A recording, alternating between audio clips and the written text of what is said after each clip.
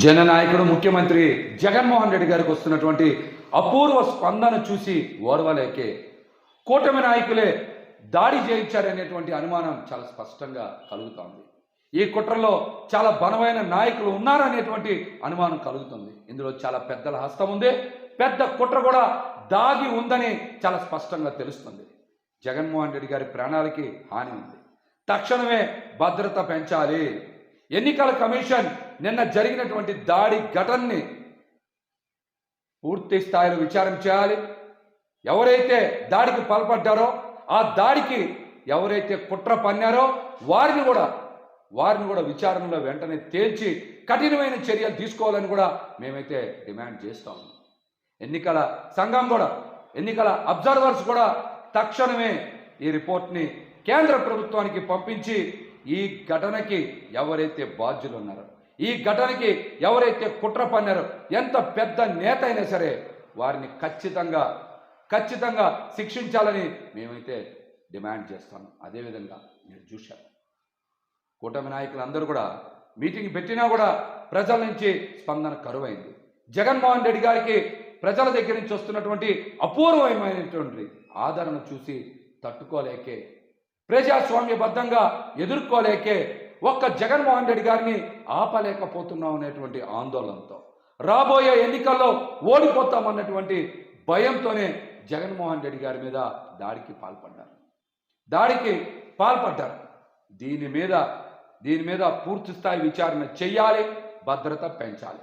విజయవాడ నగరంలో అందరం కూడా చూశాం, పెద్ద ఎత్తున మహిళలు, యువత, ప్రజలు జగన్మోహన్ రెడ్డి గారిని చూసేందుకు బారులు తీరి కిలోమీటర్లు నుంచున్నారు. వారికి స్వాగతం పలికారు. మొత్తం కూడా దారి పొడవునా కూడా నీరాజనం పలికి, హారతలు ఇచ్చి, దండలు వేసి, బిల్డింగుల మీద నుంచి కూడా జగన్మోహన్ రెడ్డి గారిని చూసేందుకు ప్రతి ఒక్కరు కూడా ఉత్సాహం చూపించారు.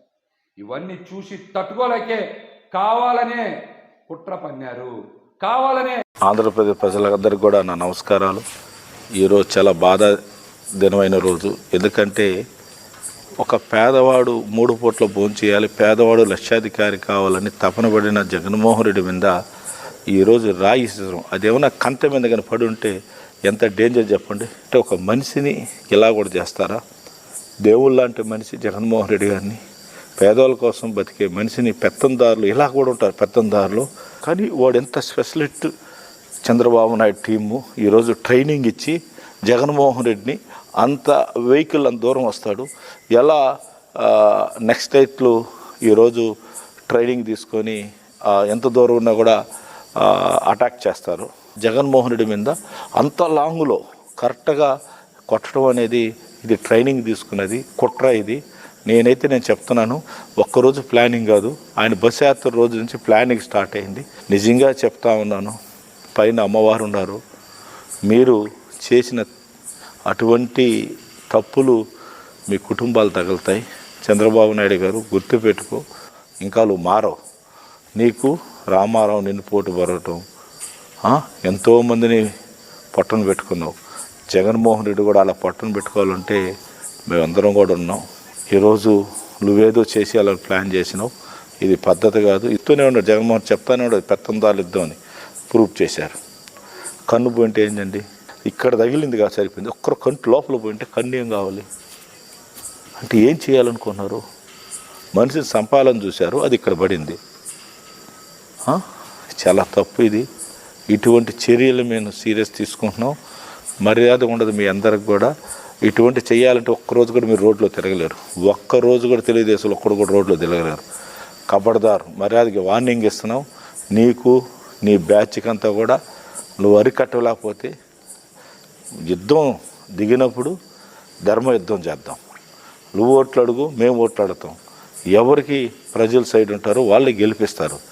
ఇదేంది ఇది ముష్టి యుద్ధమా? ఇదేంది ఇది? మనుషుల్ని చంపేసి గెలవాలంటారా? ఈరోజు పథకాలు తీసుకున్న